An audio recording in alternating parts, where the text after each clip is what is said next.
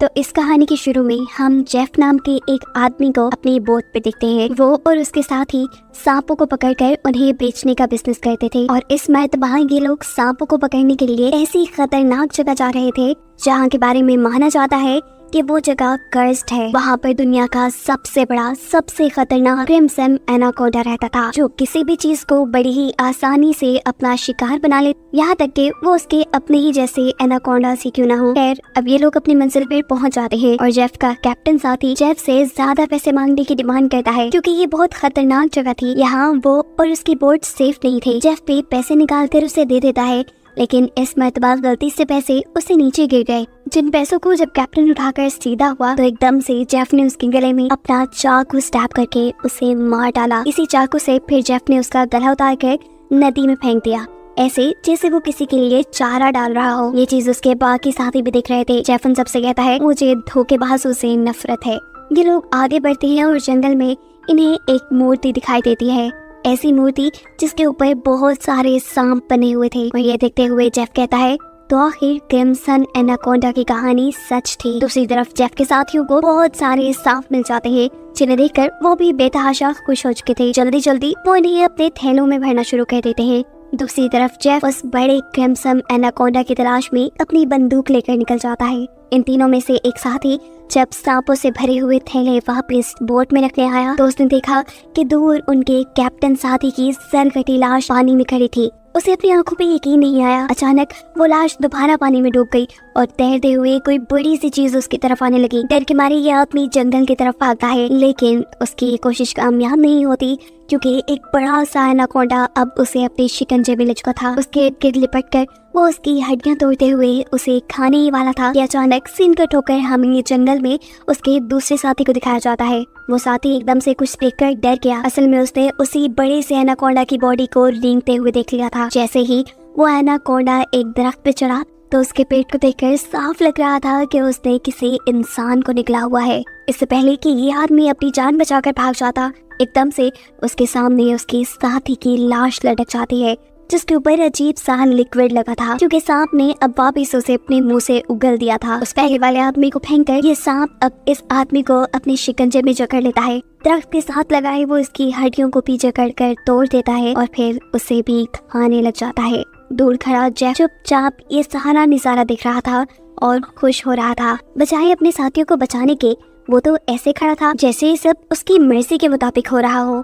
असल में वो इस एनाकोंडा को पकड़ना चाहता था, इसीलिए वो अपनी शॉटगन से उसे बेहोश करने ही वाला था कि अचानक जंगल के सभी जानवर शोर मचाना शुरू कर देते हैं, जिनकी आवाज सुनते हुए ये एनाकोंडा यहाँ से भाग जाता है। सीन कट होकर दूसरी तरफ हम बेलियंग नाम के एक आदमी को देखते हैं। बेलियंग अपने साथियों के साथ एक सर्कस में काम करता है, लेकिन ये सर्कस बंद होने की वजह से वो सर्कस के मालिक से यहाँ के सभी आर्टिस्ट को खरीद लेता है, क्योंकि वो इन सभी आर्टिस्ट को अपने साथ थाईलैंड ले जाकर वहाँ अपनी एक नई सर्कस खोलना चाहता था। ये लोग भी नदी के रास्ते थाईलैंड जाने का प्लान करते हैं और जब ये लोग आधे रास्ते में थे तो तब इन्हें लकड़ी के कंटेनर से आगे का रास्ता बंद मिलता है। उनका कैप्टन चाहता था कि ये लोग अपना रास्ता बदल लें, लेकिन इस तरह इनको बहुत टाइम लग जाता थाईलैंड पहुंचने में। बेलियंग कैप्टन को धमकी देता है जो भी हो हमें वक्त पे थाईलैंड पहुंचना है क्योंकि वहाँ पे हमारा शो है जिसके पैसे मैं एडवांस ले चुका हूँ। अगर हमने शो ना किया तो हम बर्बाद हो जाएंगे। जवाब में कैप्टन कहता है फिर तो मेरे पास एक ही रास्ता है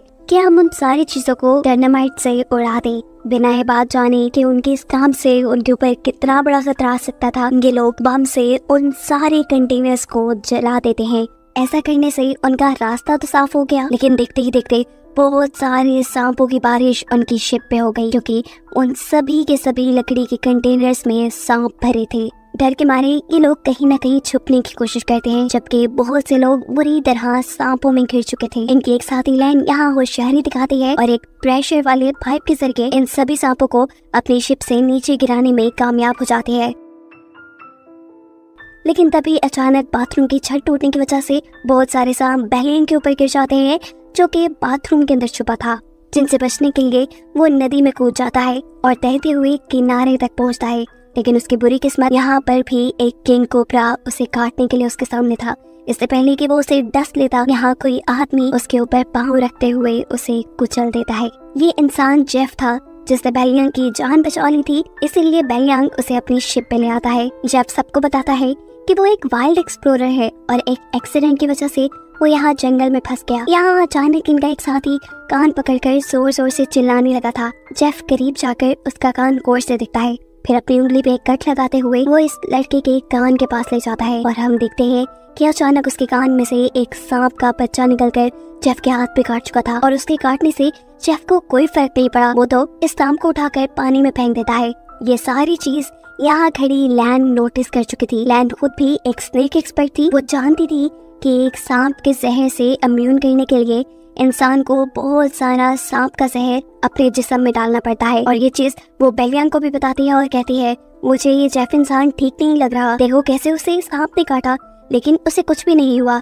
जबकि दूसरी तरफ जेफ इस बोट के कैप्टन से मिलता है। वो चाहता था कि कैप्टन अपनी बोट को उसके बताए नक्शे के मुताबिक एक जगह पे ले जाए। जिस जगह के बारे में सुनते ही ये कैप्टन बंदूक निकाल के जेफ के ऊपर टान देता है और कहता है, अगर दोबारा तुमने यहाँ जाने की बात की ना, मैं तुम्हें गोली मार दूंगा। क्या तुम ये बात नहीं जानते? वो जगह कर्स्ड है। यानी कैप्टन भी क्रिम्सन एनाकोंडा के बारे में जानता था। उसकी सारी बातें सुनकर जेफ फिलहाल के लिए तो यहाँ से चला जाता है, लेकिन हम देखते हैं कि उसके जाते ही यहाँ कैप्टन जो फिशिंग कर रहा था उसकी फिशिंग रॉड अचानक कोई नीचे से जोर से खींचता है, जिसके खींचने पर कैप्टन खुद भी पानी में गिर गया। दरअसल ये जाल जेफ ने ही कैप्टन को पकड़ने के लिए लगाया था। वो कैप्टन को अपने जाल में फंसा चुका था, अपने उस जाल में जिस जाल में उसने एनाकोंडा को पकड़ना था और कैप्टन एनाकोंडा के लिए चारे का काम कर रहा था। कैप्टन का गायब होना लैन को शक में डाल देता है। लैन जानती थी कि ये जेफ का ही काम होगा। वो जेफ से पूछती है कि कैप्टन कहाँ है, लेकिन जेफ उसकी बातों को ये कहकर डाल देता है कि ये जंगल है, यहाँ इंसानों का गायब होना आम सी बात है। एकदम से इन सबको पानी में हलचल सुनाई दी। ये लोग पूछते हैं ये आवाज कैसी है और जेफ बताता है यहाँ कुछ बहुत बड़ा आने वाला है। दिखाया जाता है कि नदी की गहराई में बहुत बड़ा एनाकोंडा जेफ के लगाए जाल की तरफ बढ़ रहा था। जेफ का फिशिंग रॉड जोर से नीचे की तरफ खींचता है, जिसे जैसे ही वो फोल्ड करने लगा तो एनाकोंडा सिर्फ कुछ ही सेकंड के लिए इनके सामने आया। इतना बड़ा, इतना खौफनाक एनाकोंडा देखकर ये सभी डर गए। जेफ ने जो फिशिंग रॉड की रस्सी पकड़ी हुई थी, एनाकोंडा ने जोर लगाकर उसी रस्सी के जरिए जेफ को भी पानी के अंदर कर लिया। वो जेफ को कभी इधर तो कभी उधर पटक रहा था, लेकिन जेफ भी हार मानने वाला नहीं था। वो अपने आप को बचाने के लिए तैरते हुए इसी नदी में मौजूद एक छोटी शिप पे चला जाता है। फिशिंग रॉड भी उसने इसी शिप के साथ बांधी थी और अब अपनी जान बचाने के लिए वो पानी में मौजूद इस एनाकोंडा के जिस्म पे एक नुकीली रॉड से हमला कर देता है। इस हमले ने एनाकोंडा को मारा तो नहीं था, लेकिन जख्मी करके उसे गुस्सा जरूर दिला दिया था, जिस गुस्से में एनाकोंडा जेफ की इस छोटी सी बोट को उठाकर नदी के किनारे ले जाता है और एक ही सेकंड बाद अपनी पूरी तेजी दिखाते हुए जेफ को इस बोट के साथ साथ अपने अंदर जकड़ लेता है। दूर खड़े बेलियांग के सारे सर्कस के साथ ही ये नजारा दिख रहे थे। उन्हें लगा कि अब तो बस जेफ मर गया, लेकिन अगले ही पल जेफ तैरता हुआ उनके जहाज में आ चुका था। ये सब उसे देखकर हैरान थे, जबकि जेफ अब पानी के अंदर एनाकोंडा को ढूंढ रहा था। वो नहीं जानता था कि एनाकोंडा अब उसी के पीछे उसी की शिप की छत पे है, जो अगले ही पल इन सब के सामने कैप्टन की बॉडी को अपने अंदर से उगल देता है। एनाकोंडा ने जिन लोगों के सामने उस आदमी की लाश निकाली थी, वो डर के यहाँ से भागते हुए एक बाथरूम के अंदर छुप जाते हैं और एनाकोंडा तेजी से उनके पीछे उन्हें मारने के लिए बढ़ता है। ये लोग दरवाजा बंद करके मुश्किल से एनाकोंडा को अपने तक आने से रोकते हैं और बाहर की तरफ से जेफ एक नुकीले हथियार से एक और मर्तबा एनाकोंडा के ऊपर हमला कर देता है, जिसकी वजह से गुस्से में एनाकोंडा जेफ की तरफ बढ़ जाता है। एनाकोंडा के हमले से बचने के लिए जेफ एक मिनट के लिए उसकी नजरों से गायब हो जाता है, जिसको ढूंढने के लिए एनाकोंडा शिप के अंदर घुस जाता है, जहाँ के एक कंपार्टमेंट में बेलियांग और उसके एक साथ ही सांस रोके छुपे हुए थे। एनाकोंडा उन्हें देख नहीं पाता और उनके ऊपर से रेंगता हुआ आगे बढ़ जाता है। लैन इस शिप के कंट्रोल रूम में बंदूक लिए छुपी हुई थी, जो उस बड़े से एनाकोंडा को खिड़की से अपने रूम के बाहर से गुजरता हुआ देखती है, जबकि एनाकोंडा ऊपर छत की तरफ से होता हुआ नीचे वॉशरूम की खिड़की से इनके बाकी दोनों साथियों के ऊपर हमला कर देता है। वो बच्चा अपनी जान बचाने के लिए लैन के पास आ जाता है, जिसको पकड़ने के लिए एनाकोंडा भी उसके पीछे था। लैन इस बच्चे को बचाने के लिए यहाँ से भाग निकलती है और इस सारी भगदड़ में यहाँ पर बहुत सारा केरोसिन ऑयल गिर जाता है।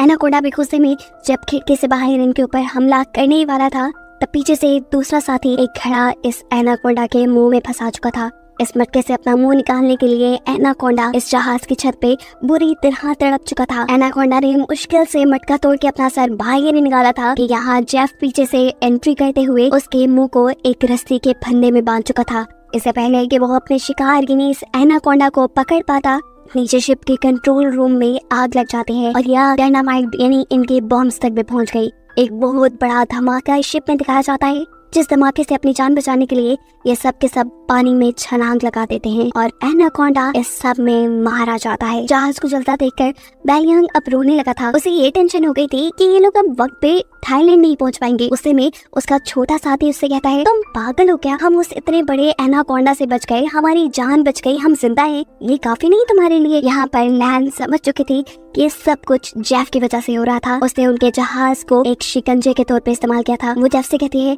अगर तुमने ऐसा ना किया होता तो ये इतना बड़ा खतरा हम पे ना आता। जेफ जवाब में कहता है, तुम लोग जानते भी हो उस एक एनाकोंडा की कीमत क्या है? अगर तुम लोगों ने उसे पकड़ने में मेरा साथ दिया होता ना, तो आज हम सब करोड़पति होते। लालची बेलियांग पैसों का सुनते ही फौरन जेफ की तरफ हो जाता है। उसे तो थाईलैंड जाना भूल ही गया था जैसे। वो जेफ से कहता है, बताएं हम उस एनाकोंडा को पकड़ने के लिए क्या कर सकते हैं? हमें पैसे कैसे मिलेंगे? हमें कहाँ जाना होगा? क्या करना होगा? उनकी ये बातें सुनने के बाद जेफ अपना मैप निकालता है, उन्हें दिखाता है और कहता है कि अगर तुम मेरी मदद करोगे तो इस मैप के जरिए मैं तुम्हें 2 दिन के अंदर अंदर थाईलैंड पहुंचा दूंगा। बेलियांग के तो दोनों मतलब पूरे हो रहे थे। वो तो उसके साथ जाने को तैयार था, लेकिन बेलियांग के बाकी साथियों को जेफ के ऊपर एतबार नहीं था। यहाँ बेलियांग की एक साथी की तबीयत भी खराब थी क्योंकि उसे बहुत ही खतरनाक कीड़े ने काट लिया था। इसके जहर से वो मर भी सकती थी। ये देखकर जेफ उसे कहता है, मेरे पास एक ऐसी दवाई है जिसके जरिए इस लड़की का इलाज हो सकता है, लेकिन वो दवाई मेरी बोट तक है। अगर तुम इसका इलाज करना चाहते हो तो तुम्हें मुझे मेरी शिप तक पहुंचाना होगा। ना चाहते हुए भी ये लोग अब जेफ की मदद करने को तैयार हो जाते हैं।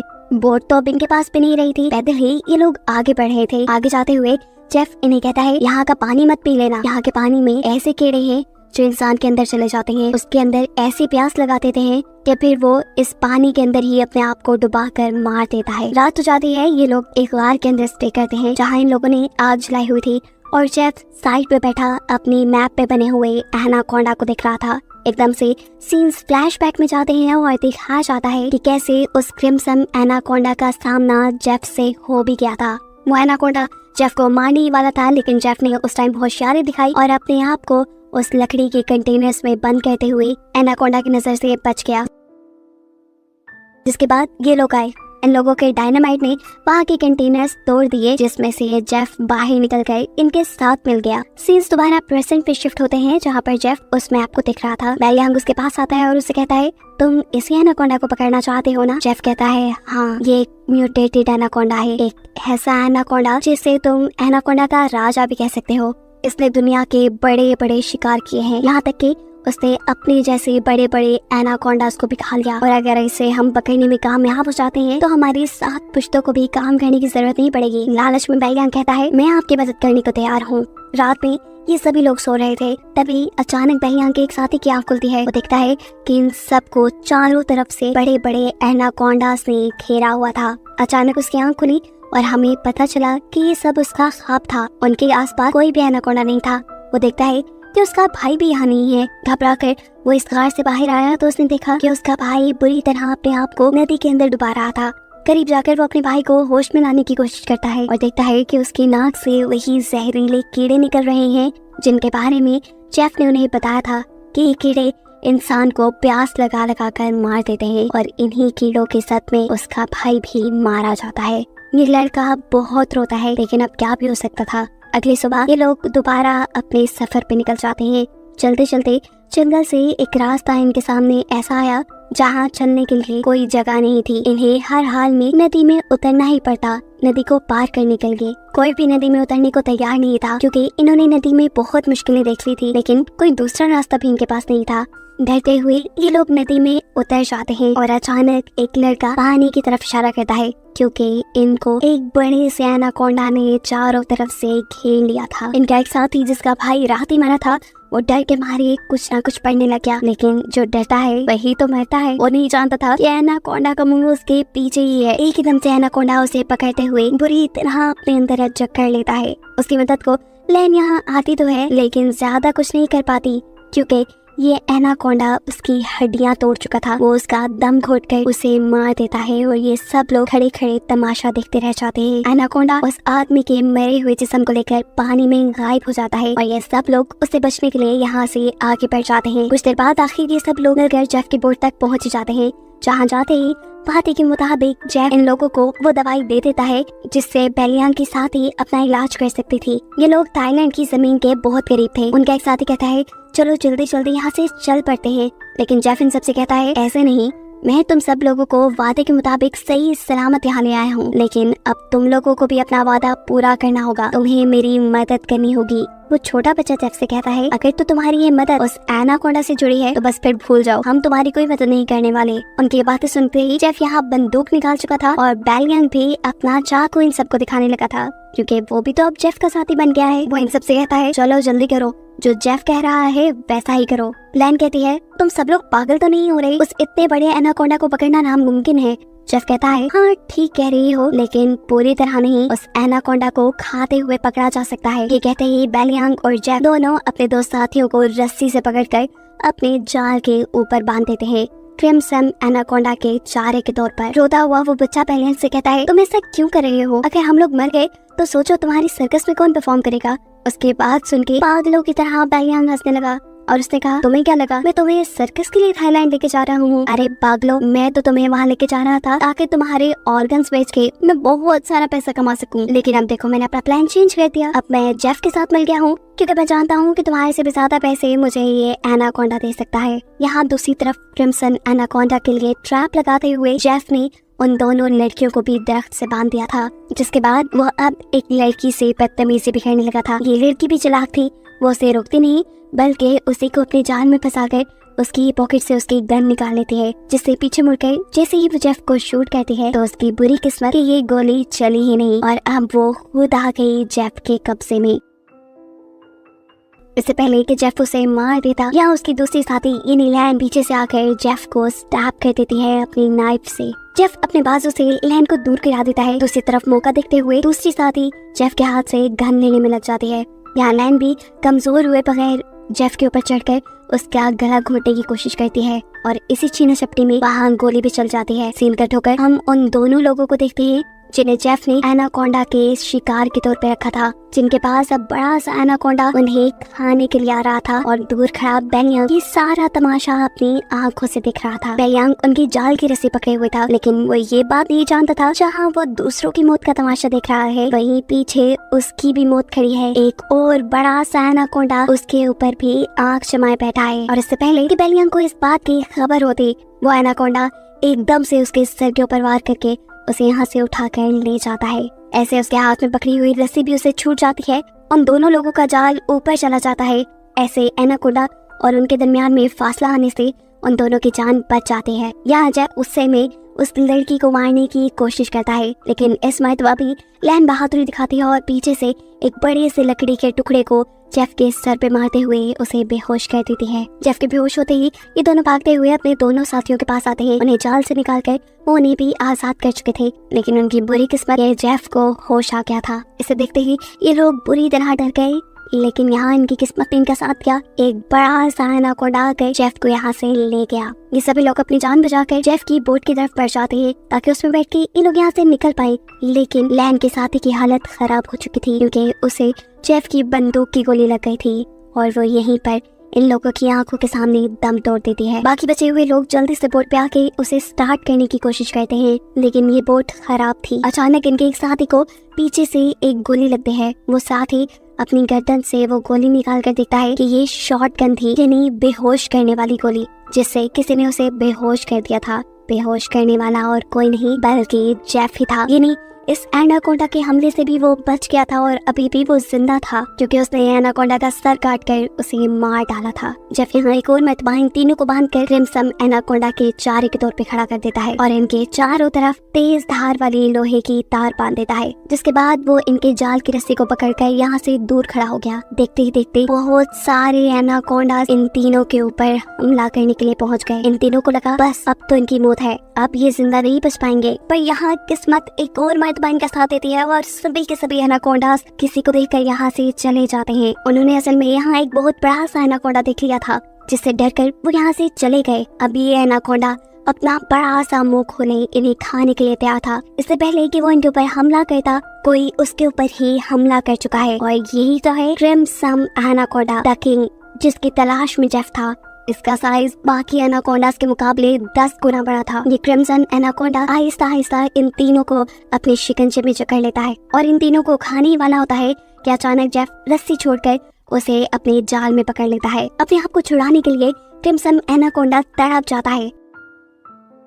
वो इधर उधर घूमता है, लेकिन फिर जब आजाद नहीं हो पाता तो अपने दांतों में इस जाल को फंसाकर वो इसे फाड़ कर एक तरफ से यहाँ से निकल जाता है। अपनी जान बचाने के लिए ये क्रिम्सन एनाकोंडा जंगल की तरफ भाग गया। जेफ ने बहुत कोशिश की उसे अपने जाल में दोबारा फंसाने की, लेकिन वो कामयाब ना हो सका। इस सारी कोशिशों में जेफ बेवकूफ ने अपने आप को ही एक दरख्त के अंदर फंसा लिया था। इससे पहले कि वो यहाँ से निकल पाता, क्रिम्सन एनाकोंडा उसको इस दरख्त के साथ ही लपेट लेता है। इस एनाकोंडा को देखकर यहाँ खड़े हुए ये लोग भी बुरी तरह डर जाते हैं। अपनी जान बचाने के लिए ये लोग कुछ भी नहीं कर पा रहे थे, लेकिन तभी छोटा होशियार बच्चा अपना दिमाग चलाता है और अपने दांतों से ये रस्सी तोड़ने में लग जाता है। कहीं ना कहीं उसे उम्मीद थी कि वो बच जाएगा। उसने अपने दांतों से इस रस्सी को तोड़ने में इतना जोर लगाया कि उसके मुंह से खून निकलने लगा। यहाँ एक मर्तबा तो जेफ उस क्रिम्सन एनाकोंडा के शिकंजे से निकलने में कामयाब हो ही गया था। इससे पहले कि वो यहाँ से भाग जाता, क्रिम्सन एनाकोंडा अपनी दुम से उसको फंसाते हुए उसे अपने करीब करता है और फिर उसे अपने शिकंजे में जकड़ लेता है। उसकी गर्दन पे अपना मुंह रखते हुए उसने अपने शिकंजा इतना टाइट कर लिया कि जेफ की हड्डियां टूटने लगी, जिसके बाद इस एनाकोंडा ने जेफ को भी अपने अंदर निकल लिया। यहाँ ये तीनों भी उस रस्सी को तोड़कर आजाद होने में कामयाब हो गए थे। जेफ को मारने के बाद वो क्रिम्सन एनाकोंडा इन्हें मारने के लिए इनकी तरफ बढ़ जाता है। ये लोग एक लकड़ी के कंटेनर के पास पहुंच जाते हैं। वो बच्चा अपनी जान बचाने के लिए इस कंटेनर के अंदर चला जाता है और एनाकोंडा उसे देख चुका है। एनाकोंडा अब उसके पीछे पीछे इसी कंटेनर में जा रहा है, लेकिन कंटेनर की दूसरी तरफ दरवाजा बिल्कुल बंद है। बच्चा तेजी से इस दरवाजे को तोड़ने की कोशिश कर रहा है। वक्त गुजरता जा रहा है, एनाकोंडा तेजी से उसकी तरफ बढ़ रहा है। इससे पहले कि एनाकोंडा इस बच्चे को निकल लेता, वक्त रहते ही उसके साथ ही बाहर की तरफ से इस कंटेनर का दरवाजा खोलने में कामयाब हो जाते हैं और ये बच्चा बच के यहाँ से निकल जाता है। ये लोग भागते हुए आगे बढ़ते हैं। इन्हें ये भी मालूम था कि ये लोग बच नहीं पाएंगे, लेकिन यहाँ किस्मत इनका साथ देती है। इन्हें नहीं मालूम था कि जंगल के उस हिस्से में थे जहाँ पर जेफ ने तेज धार वाली वायर लगाई थी, जिस वायर से टकराते हुए इस एनाकोंडा का सर कट जाता है। पीछे मुड़ के ये लोग उस एनाकोंडा को देखते हैं और इन्हें यकीन नहीं आता कि इनकी जान बच चुकी थी। इनके लिहाज से वो एनाकोंडा मर चुका था। ये लोग खुश थे, लेकिन अब और खतरा ये मोल नहीं ले सकते थे। अपनी जान को खतरे में नहीं डाल सकते थे। ये जानते थे कि यहाँ पर बहुत से और भी एनाकोंडा है। जल्द से जल्द ये लोग यहाँ से अपनी जान बचाकर निकल जाते हैं और कहानी के आखिरी सीन में हमें दिखाया जाता है कि असल में वो क्रिम्सन एनाकोंडा मरा नहीं, बल्कि जैसा जेफ ने पहले बताया था वो एक म्यूटेटेड एनाकोंडा था। उसने अपने कटे हुए सर को रीजनरेट कर लिया था, यानी दोबारा से बना लिया था और अब वो एक और मर्तबा जिंदा हो गया है, जिसे दिखाते हुए ये कहानी यही खत्म हो जाती है।